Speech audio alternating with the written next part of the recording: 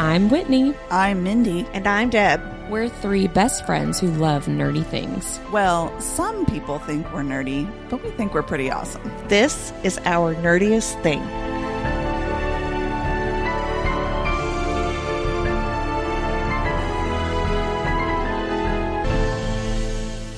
Hello, fellow nerds, and welcome to Our Nerdiest Thing. Today, we are finishing our discussion of Scythe and Sparrow, Book 3 of the Ruinous Love Trilogy by Bren Weaver. We're going to be topping about Epilogue 1. Whitney likes to top.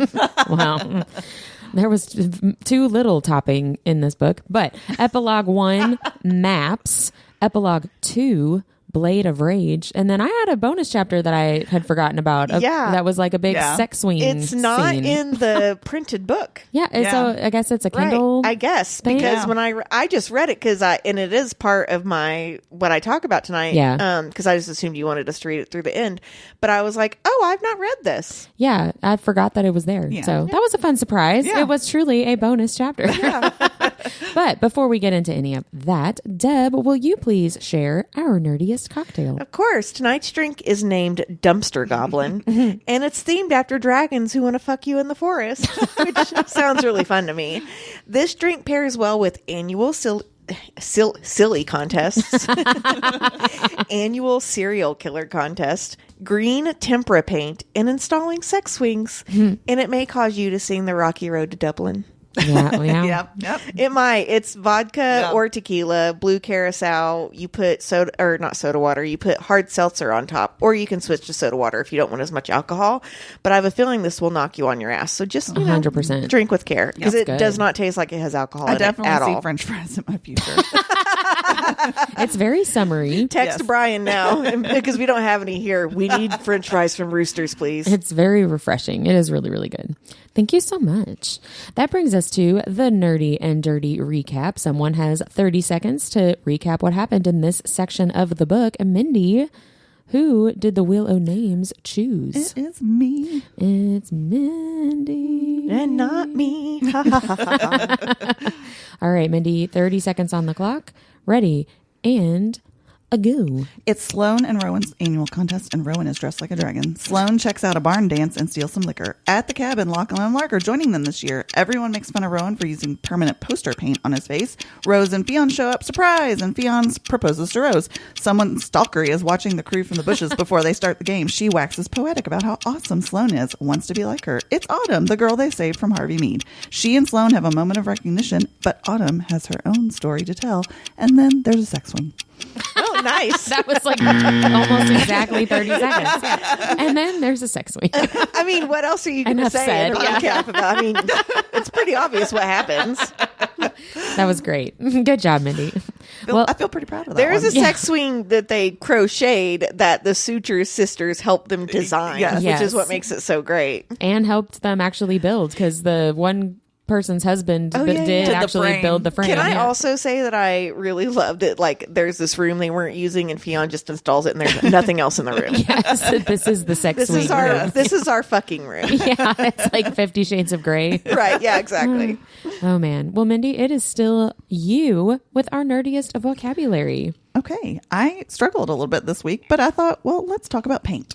Oh, Neat. that's cool. Last week we talked about Croatia. So So poster paint, to be exact. So I was like, what is the deal with poster paint? Because I'm thinking this is a I always thought it was non-toxic, Yeah. and it is. And in his defense, when you look it up, it says it's water soluble. It Right. is. It is a water-based. So poster paint is actually a water-based paint, but it uses starch, cornstarch, cellulose, or another glue as a binder. So that's the difference. So these types of binders, even though the paint is marketed as non-toxic, can be harmful to the skin.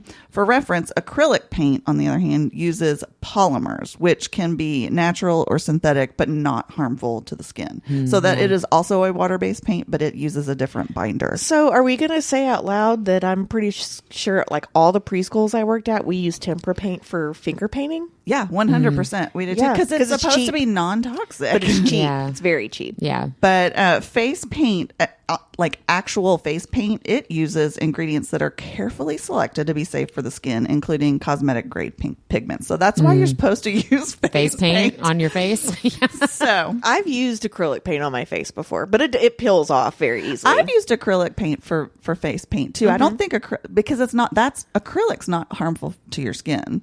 But the poster paint apparently is. Well, and there's some face paint that actually has latex in it, so that's why I Yeah. always use Oh, acrylic. Because Yeah. people have allergies to Yeah. that. Yeah, Yeah. that would be bad. That's true. So That yes. would be terrible. I learned something new. I did not realize that about poster So paint. when your kindergartner brings home their painting, they probably use tempera paint. Please wash their hands. Yeah, Yeah. seriously. That actually brings us perfectly into my favorite moment. Okay. Because it was all about Rowan's dragon costume and face paint. So I really loved the dragon, the commitment to the bit, Yep, right? yes, like yes. full out dragon, like a nicer dragon costume. He painted his face and everything. I found that hilarious.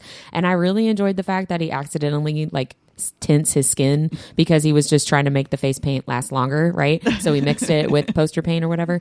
So that absolutely happened to me when I was in middle school. 1000%. In middle school, I found a picture of I got a middle school yearbook when I was helping my mom clean out her basement a couple of weeks ago, and I found a picture of me in this Halloween costume, and I was like, that was when this happened. I was the red M&M and painted my face red, and my face was red for like a week and a half afterwards, like tinted red, and I kind of looked like the devil. This is before the age of primer, too. To like Yeah, cut down the darkness. exactly. Okay, Yeah, if it makes you was feel bad. better, I was a witch one year for Halloween, and I would not let my mom put Halloween grade face paint on me because I was so worried it was going to stain my skin, and I didn't want to be yeah. green. I threw a fucking fit. I would have rather have done that than be red. It was bad. I got made fun of a lot. It was very embarrassing. But I figured if I experienced that, I'm sure other people did too. So my deep dive this week, I wanted to look up face paint mishaps, but those are all very visual. And this Yeah, is yeah. an audio medium. So I looked up makeup horror stories. And so I'm just going to share a few with you. I've got articles that have like top 10 or whatever linked in the show notes, but these are just a few that I thought were kind of funny. So these are quotes from other people. I think these are from maybe Reddit pages. How about the time in 5th grade I decided to wear my mom's liquid foundation to school with nothing else on my face? She's very fair-skinned. I'm very olive-skinned. I laid that stuff on so thick, covered my lips, covered my eyebrows. Covered my She eyebrows. was getting ready for cosplay. I said, yes, this is a great look. A girl at school said, you need a compact. For whatever reason, I thought compact meant condom. And I thought she was complimenting me because I looked so good. Friend, you look fuckable. Like, yes, exactly. Like, you look so good. You need a condom. Somebody's going to do you. Like, that made me laugh a lot. my I love gosh, that. that's great. That is so like a 5th grade mentality, Instead, right? her friend was like, dude, your foundation's dripping off your face. Your face is effed. Here, take my cover Face girl. needs the condom because it's fucked. Take my cover girl compact to the bathroom. with Please you. look in a mirror. Yeah. So here's another one. In 7th or 8th grade, I plucked my inner brows because I thought I had a unibrow. Yeah, it turns out I way overplucked and ended up with thick brown eyebrows that started halfway past my eyes. Oh, So naturally, being the brow guru that I was, I decided to fill them in with black eyeshadow. Just picture an extremely pale 12-year-old girl with light brown hair and black, thick, drawn-on tadpole brows. depending on the year, it may have been in. It like, could have been in Vogue. in Vogue, Sure. yeah. She was couture. Yeah, I definitely overplucked my eyebrows in the 8th grade, and it took literally 10 years to fill back in. I refuse to do that because I'm lazy, and like it is certain when those super thin eyebrows were in, my eyebrows looked huge because I'm like, I cannot commit to this. I wasn't trying to make them super thin, but it was like, oh wait, now they're not even, and you just keep going, Right. and you like don't realize what you've done until you like move away from the magnified mirror a little bit, and you're like, oh no. Please tell me they look like Joey's eyebrows. I mean, they pretty much did. Oh it my was God. it was real rough. I had braces, a perm, and like Joey eyebrows. How many years after the red face was this? One. Oh my god! I'm pretty sure that was, honestly, it may have been the same school year. I think the red M&M was 7th grade and then the over tweezing was 8th Here's grade. the thing, though. The fact is that you still were like the head of musicals, and you still had like you still were rocking it so hard that you did those things, and people were like, "No, she's still got it. She's got it." Pageants It's and the boobs. stuff. It was the boobs, guys. They're like, in middle school, the bar is low. is that where they came up with the term butterface? Yeah, exactly. Yes. She's got the boobs, but her face. It's red. It's red. Yeah, it's red. Oh, poor Whitney. I know. All right. We love you. This is a safe space for you. Yeah, thank you. I have 2 more. Here's the next one. In high school, I was obsessed with having pearly, white, straight teeth. After my braces came off, I decided to get whitening trays from the dentist. I was told to only use them 2 times a week for 3 hours at a time. Of course, that did not happen. I started using my trays daily and even wore them overnight. Oh, shit.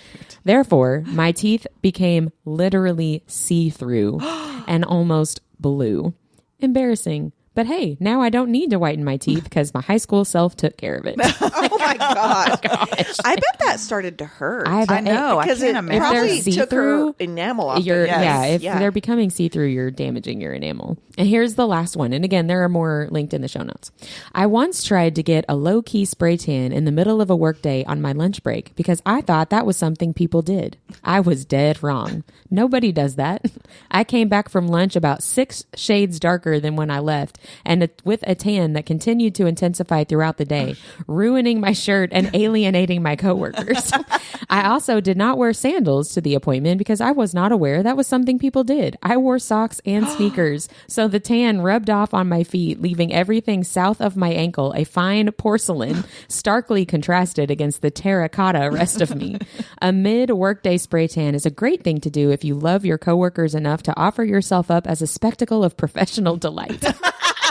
Okay, for the record, I have gotten a spray tan in the middle of the day, but I only go like, non-glaring white. That's Yes. like, I don't Yeah. go like tons and tons darker, but I can tell you the only time my son has ever told me I smelled, and this actually came up the other day. I had gotten a spray tan, and you really aren't supposed to shower that night because it yeah. gets darker, right? Yeah. And I'd gotten it done like at noon, and so I'm laying in bed, and my son was like 3 or 4 at the time, and he's like, "You stink," and I'm like, "What do I smell like?" And he goes, "A sweaty potato chip." And he's not wrong. Spray tan has a very specific Oh smell. my It does. gosh. And Yeah. so it came up the other Sweaty night. potato Yeah, chip. because he That's told me great. I smelled good, and I was like, I cannot believe I smell good. He goes, I've only thought you smelled bad once, and it's that time I told you smelled like sweaty potato chips.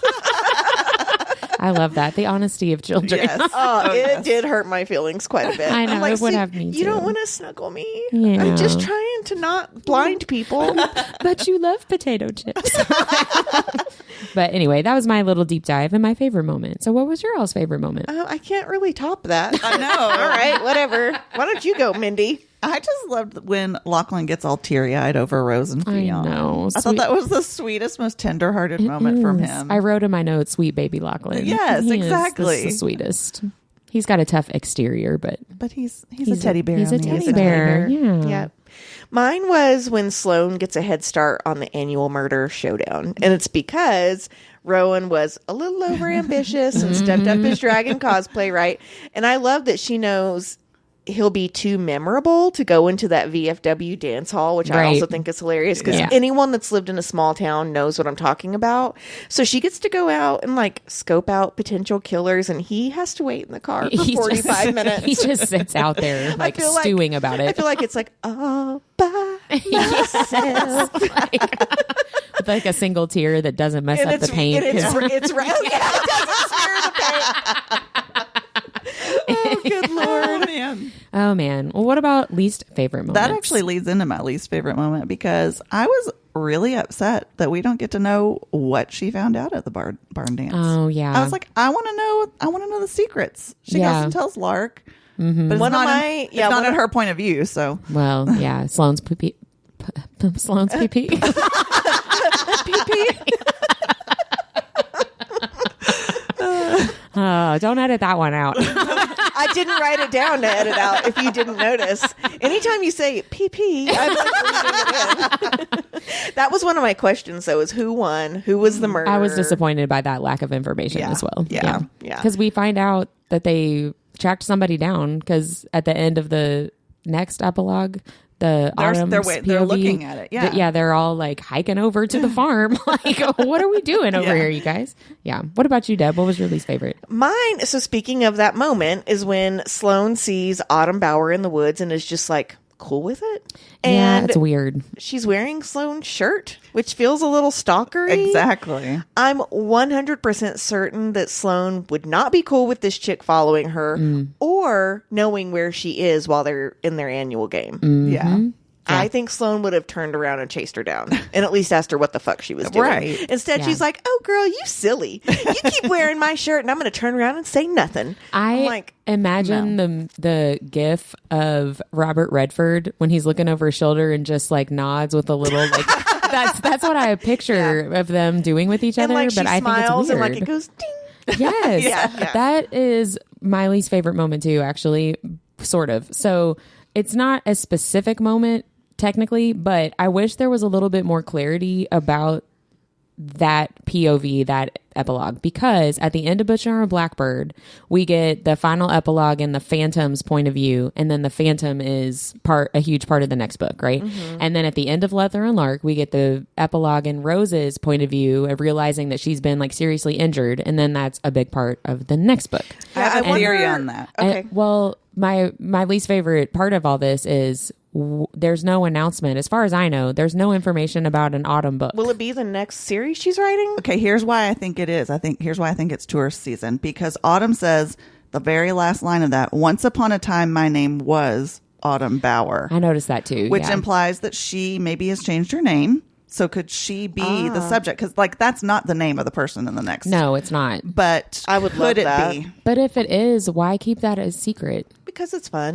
Yeah. I probably would if I was See, the author. that annoys me though, because it's like just because for me right now, I'm like, okay, but these other two books, this other random person's point of view was setting up another book. Right. And so it would make sense to me that that's what you're doing. So like, just if that's what you're doing, just tell us that's what you're doing. it makes If it's you not feel what you're better- doing, why did you do this POV? You know what I mean? Yeah. If it makes you feel better, I never caught that. So only the smart people get it. That actually was my biggest revelation. That I think Really? that I think Yeah. that's what's going to happen. Yeah. That's sort of my biggest revelation is it's connected to that. That Autumn from Harvey Meets House has been inspired by Sloane to become a Sloane, basically. Yeah. And I do have a lot of questions about that though, Oh, yeah. because if this next book is about her, that'd be great. Hopefully it answers all these questions. It's a little But single white female. it's weird, but it's Yes. like, okay, so this is this girl. We don't know anything about her background, right? Like when we meet her, because I went back to Butcher and Blackbird, and there's nothing. There's not any new We just information. know the love of her life. Yes, Was like we don't chainsawed. know anything about who she is, where she came from, what she's experienced besides that, right? Like And that one honestly, thing. in that book, we don't even know it's the love of her life. Right. Like she's upset, but we We don't know know what they're their together, yeah, we don't know what but- their relationship's like. That's true. I will But say I did love from her point of view her thinking about Sloane dragging that mummified corpse across the yard. Though I was that like, okay, was- that's pretty funny. That was funny, but I don't understand how this girl that went through this horrible thing, like how did she become so skilled of a stalker that those 6 people Right. have Didn't no realize idea? it. Yeah. And this is not the first. This is clearly not the first time that she's followed them, Right, right? right. Because she knows all of their names. She knows like the stuff that She they've knows stuff they experienced. did, yeah. Yeah, and so I'm like, how is that possible? Yeah. You, this random girl from wherever. I have a Also, lot of questions about Does this. she wear the shirt every time she's stalking Sloane? That's weird. Yeah. That's like weirdly obsessive. Right, it is. It's like, is she going to murder Sloane? is she going to have Sloane's haircut next? Like, it's Right. weird. Yeah, that is weird. It is weird. And it gives me a lot of questions. But I like the idea of like a strong woman inspires somebody else to become a strong woman or a stronger woman, Yeah. right? Like I like that in general. It's not the way it was. I'm not played sure out. that's the way you should inspire other Exactly. women. No, for sure. But, yeah. That's why I said in general. But anyway, what was your biggest revelation, Deb? My biggest revelation was sex swings have ankle cuffs. Oh, I didn't even catch that. Oh, yeah. Yeah, he like cuffs her ankles to it. So honestly, I didn't know much about sex swings before this episode.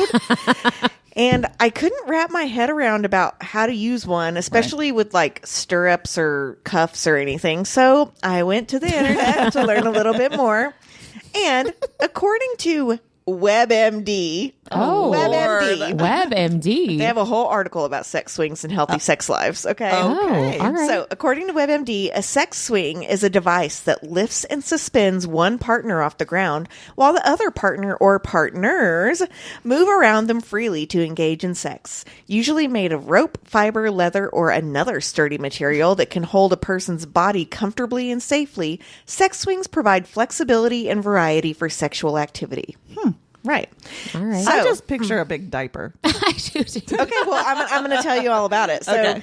again, kind of a weird website I didn't think I would be talking about. Masterclass.com has a great article on using swings that you can find in our show notes. But I wanted to share the highlights with, all my besties, just in case you all want to get one. Okay. So there are 5 main types of sex swings, but a door sex swing is recommended for beginners as it's the most cost effective and easy to install. I'm picturing that thing that Carl Winslow was stuck in on Family Matters. You know what I'm talking about? The Johnny Jump Up or whatever? Yeah, and he's like, 3, 2, 1, 1, 2, 3. What the heck is bothering me? That's one of my favorite Family Matters episodes. Okay, so pardon me. Next, we have the traditional sex swing, which hangs from the ceiling or comes with a stand. And these have stirrups for the feet or hands, and they have armrests, and some even have headrests, which I thought was pretty cool. Sex slings with an L are also available and are similar to hammocks. So they're made from fabric, leather, or wood, but give less versatility in terms of positions while doing the deed. I do not want to sit on a wooden hammock and have sex. Apparently, you haven't read enough of our fantasy books where the world is ending and you must do it right that second. Even if it's on a wooden hammock. Right. True. Or against a wall where a city is getting bombed. Yeah. No big deal. Yeah. Okay. So there are also body sex swings in which the partner is standing while the other person is attached to them in a wearable harness. And all I can think about Is Baby Bjorn. Yes, that's exactly like a Baby Bjorn. No, Like thank you're you. wearing your partner? Yeah. Yeah, essentially. No. Yeah. I don't think I would like that. And finally, apparently there are spinning sex swings which allow for 360-degree turns while doing the deed. That's what I picture that they're in. Right, yeah. Okay, so let's talk positions. The masterclass article I mentioned above has 5 positions that it recommends to get you started. Okay. Ooh. First is the good old-fashioned missionary position. I was about to say number 1, missionary. This has the person in the swing with their legs in the stirrups, right? Which is what I was confused about when I read that. Typically reclining back so their partner has access to them. Okay. Whitney is showing us how it's done. You can also hang in your swing in the doggy style position, which we see Rose do at the end of this book. Instead of your feet going into the stirrups, your hands do.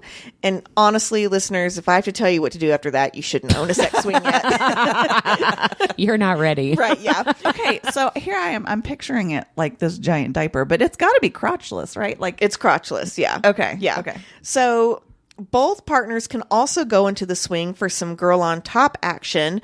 This one has the partner laying back into the swing while the other person climbs on top.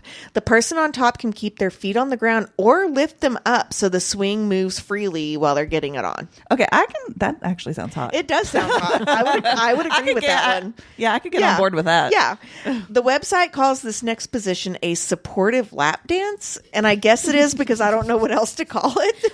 Before you made Mindy joke. Before you describe it, what it actually is, when you say supportive lap dance, I'm picturing somebody You're doing so great. Yes, like somebody giving positive affirmations. Like, Wow, your ass jiggled really nicely right there. Okay, so essentially, one person sits on the swing like you would if you just like wanted to swing, and the partner stands behind them, holds onto the ropes that go to the ceiling, and then they enter from behind. So I think it's like a really tight access friction type of thing. Okay. okay. Yeah. And last but not least, this website recommends oral sex on the swing, just like we read with Rose and Fionn. And this gives your partner better access. You're spread eagle, just like Rose is. And it gives them the ability to touch you in places that might be hard to access on the bed. Like you're like stroking your back or, you're like like underneath your thighs and stuff like that. So I think that one sounds like actually really kind of sweet. Sounds very much more intimate. Yeah. That's what I was just thinking. Yeah. So, intimacy. Sex swing. There you have it. All right. Well, see you later. Thank you so much for Whitney's that. leaving to go install her sex swing. Oh, yes. I'll get right on it. You do have that spare bedroom in your house that there's never anyone staying there. So I'm a little worried now. Now I think it's your sex swing room. We do have my parents stay there. You're like, Mom, don't touch that swing. Don't worry about it. That pole that's over there, it's load bearing. Yeah. It supports the whole house. Don't touch it. Oh, well, that goes right into our favorite spicy scenes. It kind of does. Yeah, it does. So, did you guys say the sex swing? I did not. I didn't either. I didn't either. Okay. Interesting. What's yours, Whit? Well, mine is not spicy, but it's a sweet moment. I actually really loved Fionn's proposal to Rose. At first, I didn't, but I do actually like it. I had to think about it for a while, but the reason I decided that I do like it is the fact that he proposed in front of Rowan and Sloane and Lachlan and Lark, because all Rose has ever really wanted is a family who loves her. And that is what this group of people is for her, right? Yeah. And so I think that Fionn, knowing how meaningful it would be for her to have all of them there for them to get engaged, I thought that was really sweet and a good points for Fionn in a book where He's adult. Yeah, like I haven't given him very many points, but I thought that was nice. I thought that was sweet, and he knows who she is, right? He knows what makes Rose Rose, and I thought that was nice. That was mine too, and honestly, it's just because I thought it was super sweet, and he actually sweet. used his words, like like a big boy, instead of like a medically appropriate. I just feel like he's always been very clinical. And he just kind of emoted. And he leaned into the romance of it. Yes, absolutely. I thought that was uncharacteristic. Mine was not sweet. Mine was Rowan to Sloane when he says, "We're going to be late, and I want to chase you and fuck you on the forest floor before the others get here." I was like, yeah. Okay, so you can tell, though, that Rowan is her favorite character. You really can, because in these 2 chapters, I feel the chemistry between he and Sloane more than I ever did through the rest of this book with Fionn and Rose. Ever. Absolutely. Like, you can tell she loves those initial characters. And I'm not saying she doesn't love Fionn and Rose. You can just tell she put more time into Rowan and Sloane. And, I mean, in her defense, she's had 3 books with them, so I get it. But, so she would know their point of view a little bit. But right away, the entire feeling of the book changes when she's talking about those 2. 100%. It's completely different. But him saying that to her, I was like, I mean, get her. Run, girl, run. Well, that brings us to chapter MVP. Mindy, who was yours? Mine was the Kane brothers, just for finally all of them getting their HEA that they finally deserved. I just thought that was, that is nice. They finally all needed that. Yeah, growing up the way they did, and really the girls too. 100%. Yeah, they've all been through it, and deserve a little bit of happiness, right? Well, my chapter MVP is Lachlan, one of the Kane brothers, which we all know I love Lachlan the most. But I wrote, my sweet baby Lachlan has clearly been holding on to a lot of guilt and pain for what happened with Rose getting hurt. And understandably so, especially since in the moment, Fionn was like, you promised you would take care of her, and that just made him feel even worse about it. And I really loved his vulnerability and trying to make it right with both of them. When they show up to the cabin, he has a moment with each of them. And I just love how much he loves his family, right? And he's not afraid to show them how much he loves them. And I thought that reunion with him and Rose and him and Fionn, those 2 separate reunions, I thought that was really sweet. He's the perfect patriarch without being a disgusting patriarch. You know what I mean? He's what I would call the patriarch of the family, when it's the one person that's sort of the glue that holds everybody together. Yeah, he's the best version of a patriarch. Yes. Yeah, 100%. Well, let's talk about the third Kane brother, the dumpster goblin. And for me, it's really what you said in your favorite moment, Whitney. When Rowan is in, he's all in. Yeah. The semi-permanent paint. He adds scales to his dragon cosplay. And he's like really heartbroken that he doesn't get to take Sloane into the forest. He's like moping about like it. this is the whole point of this costume. Right, yeah, exactly. You mean I made my face semi-permanently green for nothing? Yeah. Yeah. I thought that's And he still like doubles down on it when everybody's making fun of him. Yeah, he's like, I'd do it again. Yep. Yep. Well, and for those same reasons, he is my favorite secondary character. That's so funny. funny. But exactly what you were just saying about him, it seems clear to you that he is Bryn Weaver's favorite character. I said a lot of those same things for why I picked him for my favorite secondary character, because his point of view brings out everything that I have been wanting in this book, right? He's funny. He's sweet. There's great tension with Sloane, even though there's no actual spice in his POV epilogue. I think he brings out the best of Rose and Fionn when it's coming from his point of view. Yes. Yep. And I felt that too when I went back and reread a couple of the chapters from Butcher and Blackbird. From Rowan's point of view, I like Rose better and I like Fionn better. When That's a good point. When it's their point of view, I don't like it as much, which might be because I was thinking about this a lot. It might be because from Rowan's point of view, they are hiding what they feel like are like the worst parts of themselves. And so you don't True. see that from his point of view. True. And I think I just don't like those parts. You know what I mean? Like when it's their point of view and they're not hiding that because Right. we're seeing everything that they're thinking. Yeah. They're not as likable to me in their own POV, Right. Yeah. which And kind of it's- makes me feel bad. Well, you know? and it's not even that we don't like characters like that either, because Rowan Right. and Lachlan are both really fucked up people, and we 100%. still find them very likable. Yeah. Yeah. But I really enjoyed his point of view in that first epilogue. So what about you guys? Who are your favorite secondary characters? Mine was Barbara. Barbara. Barbara. It's because she's got Fionn so wrapped around her finger that he built her a box to sleep in that sits next to the fireplace. I do wonder, though, one of my questions was, does she still attack his face? Or like, has she started to trust him? I think would she like still attacks his face. Oh, see, I would like to think she doesn't. It doesn't really seem like Barbara's character to stop attacking him. It seems like Fion's character to try to do everything to make her comfortable, even though she's still attacking him. Right. Yeah, Yeah. that's true. Yeah. That is Yeah. true. But I love that he like built her like a little know. bed, That's essentially. nice. I think that's really cute. And again, because she matters to Rose, right? Not necessarily because Barbara matters to Fionn, but he knows that she matters to Rose. Right. So, yeah. What about you, Mindy? Mine was the green poster paint. Because, they had endless jokes about that for years Forever. to come. That is like Christmas They Day changed his fodder. nickname from Shit Flicker to Dumpster Dumpster Goblin. Yeah. Yes. So that's like endless entertainment It for this is. family for years to come. Yeah.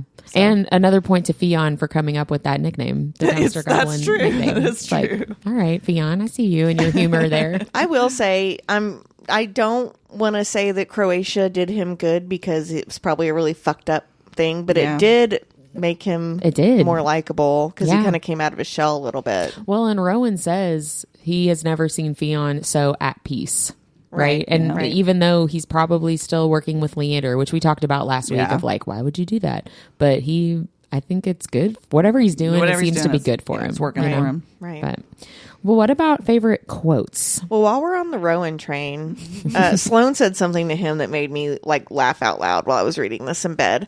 She said, I leave you with this lovely reminder that every time you try to take your teasing a little too far, karma comes along to bitch slap you in the ball sack. That was one of mine too. I said Sloane has such a way with words. She does. And I was actually, my first idea for the cocktail tonight was going to be named bitch slap you in the ball sack. But I couldn't find anything I liked. Yeah. Was that your one favorite quote? Yep. Mindy, what about you? The only other one I had besides that one was, I need a hug. Even dumpster goblins need love. When Rowan says that. That was funny too. I have Dumpster Goblin in general. I put down as one of my favorites. I like to when Rose told Rowan, "You look like you're starring in the busted version of Wicked."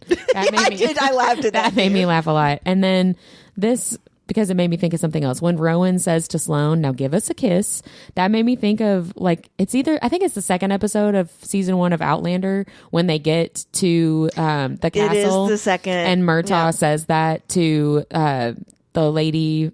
Oh gosh, what is her name? She's Like the housekeeper matriarch. later. Mrs. Yeah. Fitz. Mrs. Fitz. Yes. Yeah. And that's the only other give time. us a kiss. Yes. That's Yeah. the only other time I can recall hearing that phrase. I wonder and it if just that's made me more think of it. that side of the world type of speak. Like, I wonder if that's what they say instead of "Hey, give me a kiss." I think Give us a it kiss. must be. Oh, yeah, But maybe. then it made me want to watch Outlander, which I've yet to start doing. But I have been watching that. I'm not sad about it. what about questions? Deb, I know you've been kind of giving questions as we've gone along. The only other one that I had was, what was Rose and Fion's wedding like?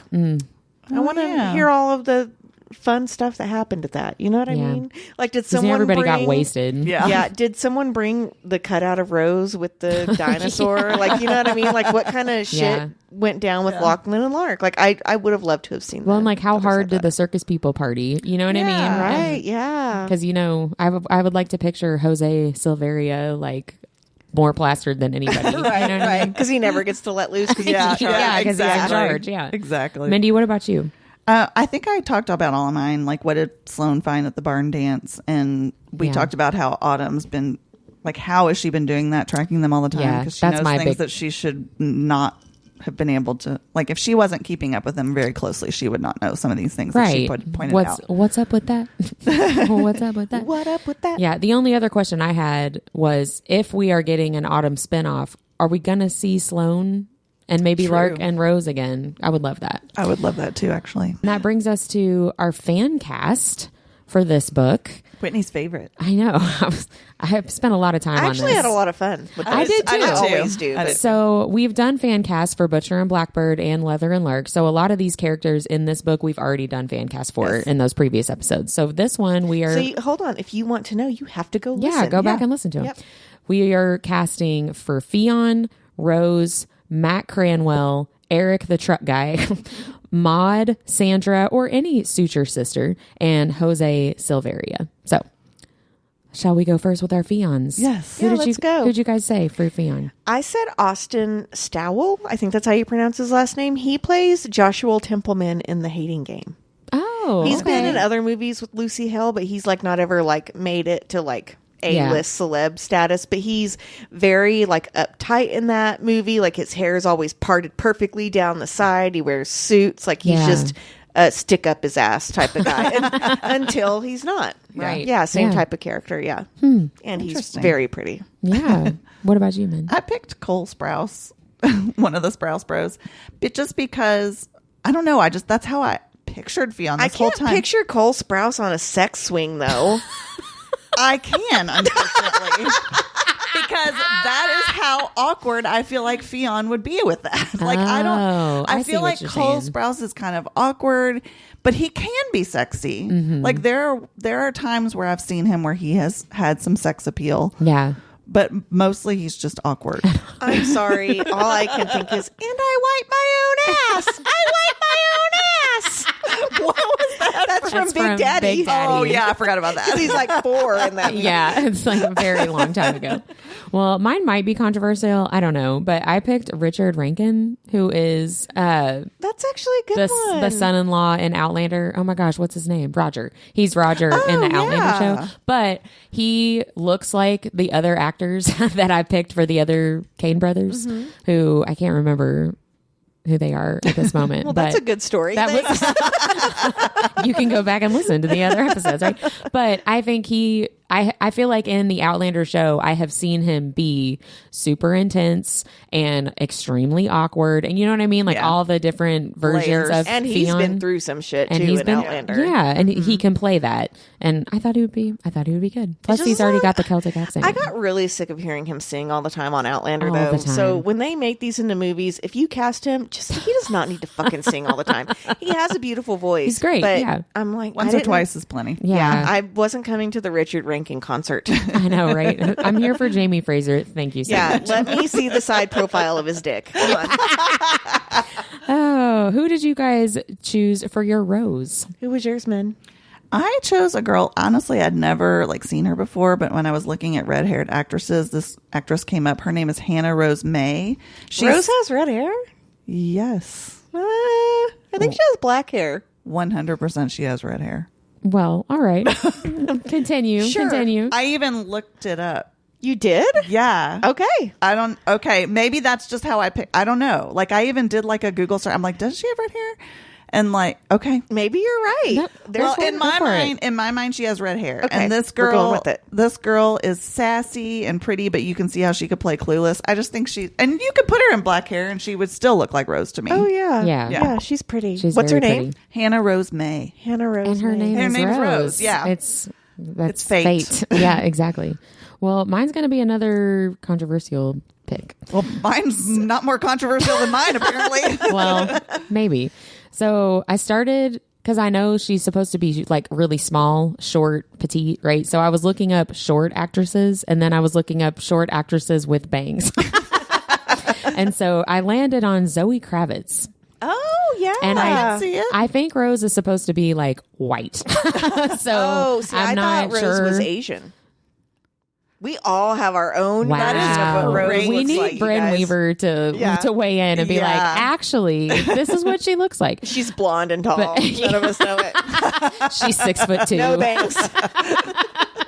Well, but I think Zoe Kravitz would be really good at playing all these different Yeah. aspects of her personality. Yeah, I right? would- Like she she's a would be a really great good cast. actress, and she can be like cutesy. She can be super tough. She would be good in the physical scenes with the Cranwell guy. Yeah. She would be good in the angsty. She has a lot of like sex appeal too. She's a Yeah. very beautiful woman. Yeah, I think she would be good. I don't know if she would have any chemistry with Richard Rankin, but she'd be a You good never Rose. know. Yeah. What about you, Deb? I chose Jamie Chung, which I wish I'd brought a picture. You would know her if you saw her. But I think I know that name. so, did you know she got her start on a season of The Real World? I did not know I that. had no idea she was on The Real I did World. not know Which that. one was she on? Was she on New I don't Orleans? know. I don't know. A Real World, one of those of the last 40 years. But on MTV. But this girl is short. She is Yeah. Asian. She has bangs in some pictures, and she's just really. She looks like the kind of woman that like could be very sweet, but you don't want to fuck with her. Yeah. Yeah. And I just think she's gorgeous too. So that's my Rose. I 'Cause really- apparently I think she's Asian. I really love that all three of us Have a totally different picture. because of this her. is totally me of like I'm just going by vibes. Like, I who feel knows? like I'm going by what I read, but I also read a lot after I have. I feel like I Yeah. was going by what I read I've too, but I could smoked totally things. be wrong. Yeah. And we all know that I don't remember half of what I read anyway. So I was explaining to someone yesterday. I was like, "Yeah, I gave a book 5 stars the other day," and someone asked me what it was about, and I was like, "I don't know, but it made me cry." But it was good. Yeah, just read yeah, it. Yeah, if it makes me cry, it almost always gets 5 stars. Well, let's go on to Matthew Cranwell, and I can start because once again, I feel like this is a potentially controversial pick. Okay, so first of all, let me just preface this. I looked up any description I could of Matthew Cranwell, and there really is not very much in the book. Right. She says that he has an egg-shaped head. She says that he's got a weathered face. And this is all Rose's POV. And she says basically like he's hideous, which I don't know if she truly. Oh, see, I thought he was kind of good looking. I don't know if she actually meant that he is not cute or if she just knew what kind of person well, he because was. You know what I mean? no, I like the whole thing was like he could like pick up women, but he wasn't like beautiful type of thing. Like you could, I felt like she was saying like she could understand why women kind of fell for it. See, I think Or that might was have been Eric, the truck Okay, guy. I do But- have that for Eric too. But. So I looked up actors with egg-shaped head. Adam Sandler. No, he was one of them. That's a big joke in 50 First Dates. That was one of them that popped up, and I was like, no. I ended up going with Adam Driver because Oh, he yeah. is a very menacing dude, Yeah. right? Like he's big. He plays a good villain, and he can be like very intimidating. And I feel like that's what Cranwell needs. Okay, you know? so it's funny because I kind of went off the same things. Like he could be good looking in the right circumstances, but like probably isn't good If looking you squint and twist your head around, Isn't good looking because he drinks a lot and is a shitty person, right? So I picked Ed Westwick from Gossip Girl. Oh, yeah. Because he looks very intimidating, but also has a lot of small dick energy. Yeah. Just like Matt Cranwell does. No offense, Ed. Sorry. Yeah. But I mean, in that show, he has small dick energy for sure. Yeah, definitely. I pictured him a little older, like older even than Lucy. Like he, like maybe a 9-year age gap or Yeah. something. I don't know. So I was looking for bald men with facial hair. And I ran across Corey Stoll, and he's an actor, and he played Darren Cross in Ant-Man. Oh, Yes, he was in House that's of a Cards. good one. Yeah. He Yeah. is very intimidating. He's really good. Yeah. He It was hard great. to find like I was trying to find an image of him where he wasn't smiling, because he actually is like a really smiley person. Yeah. But I couldn't find a whole lot of him like that. But He yeah. was in the early seasons of House of Cards before that show like went off the rails because they fired Kevin Spacey. He was I didn't know that. Yeah, I didn't realize that either. He was great. He was really, really great. All right, well, let's go with Eric Truck Guy. This is the one that I was like could be considered attractive. That's where I was going. Well, because she was talking about how like he was picking up other chicks and stuff, Yeah. remember? And so I'm Yeah. like, he has to be attractive So somewhat. he can't be completely hideous. Right. Okay, so Deb's gonna die when she knows I can't. Susan White is. okay, I can't wait. It better not be my husband. So I picked Glenn Powell because he is good looking, but Glenn Powell gives me the ick. Yeah. There is something about him. You guys have heard me say this on the podcast before. He would put it in your butt and not ask first. Oh, whoops. It slipped. Slipped right. Sorry, baby, you were just so wet. Like there is something about him, and Yeah. he's younger than us, and I know. swear He looks That's he rude. looks 47. Yeah, he Yeah, it's rude. definitely looks older than he Yeah, I and don't so like that he's younger than me. There's just I don't know. I don't like him as an actor. He just seems like he's a very traditionally good looking man. I see it, but Yeah. at the same time, I'm like, ugh. He's tacky, and I hate him. Yeah, exactly. You see me after class. Yeah. Mindy, who'd you pick? I had trouble picking someone who was attractive, so I went with like Hicktown attractive. Oh God, why am I going to be offended by this? You're not going to be offended. You're going to laugh. I picked Kyle Gallner with a mustache and a. Oh, yeah, he's on the Smile movie. He's also on a show right now, but he was on Veronica Mars. Yeah, too. he was on Veronica Mars, would and he be was super great. icky. They on that too. Yep. Yeah, because he is a good looking man. Yeah, mean, he he is a can- good looking. he He can can be. be a good looking. What do they guy. call him on Veronica Mars? I don't. He's Beaver? the younger brother, Beaver? Beaver. Yeah, Beaver. yeah, Yeah. And he ends up being like ultimate bad guy on that show. Yeah, that's true. Spoiler alert. I mean, that Show's show's been like out 20 years forever. old. Yeah. yeah.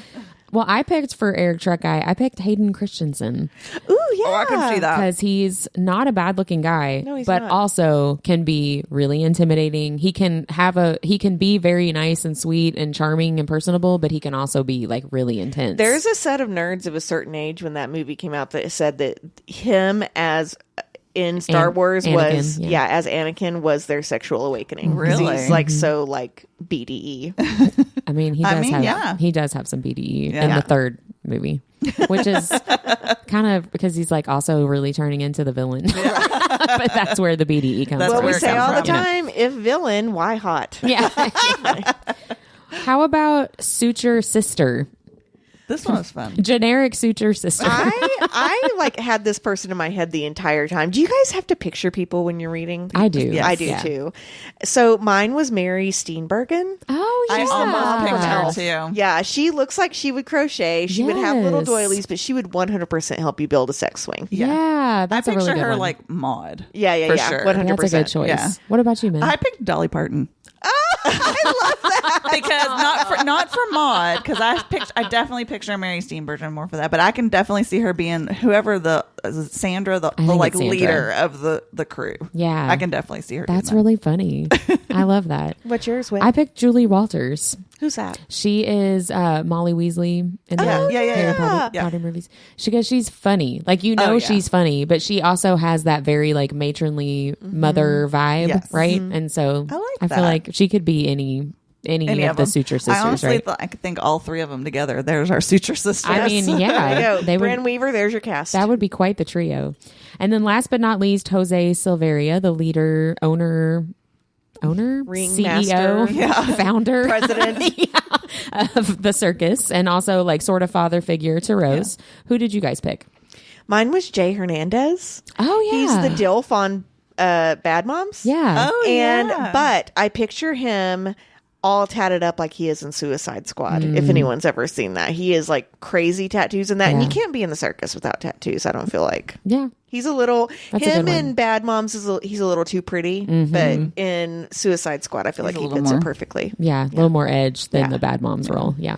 How about you, Whit? I picked Benjamin Bratt. And Okay. what is he in? He was in Miss Congeniality 20 years ago. Maybe 25 years ago. I don't know what he's been in I'll have lately. to look him up. He used to date Julia Roberts when she won the Oscar He's very like dark 20 hair, years dark ago. skin. Yeah. Yes. Yeah. He's got the father figure vibe, but he also like can have an edge to him. Like somebody, lived a hard life. You know what I Yeah. mean? A Hard Knock Life. Yeah, exactly. The circus life. That's right. What about you, Mindy? I picked Edward James Olmos. He was in Stand and Deliver. He was, if you ever saw Yeah. that movie, he was the teacher that like really backed up these kids from like a poor. That's Michelle Pfeiffer.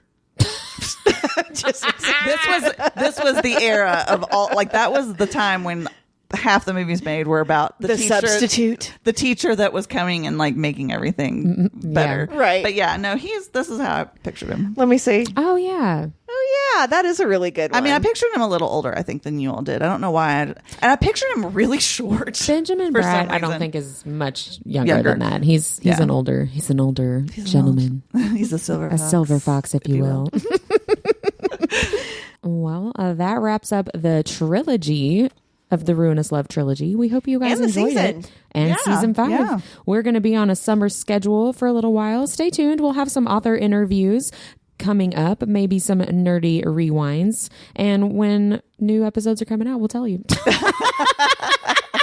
We're still waiting for y'all to tell us what book you want us to do. Yeah. Yeah. Send us a DM on Instagram or join our channel. Yeah. We'd love to hear from you. Until then, See you next time. bye. Like what you heard in this episode? Follow Our Nerdiest Thing on Instagram at instagram.com/Our Nerdiest Thing or Facebook at facebook.com/Our Nerdiest Thing. We love hearing from fellow nerds. Email us at ournerdiestthing@gmail.com.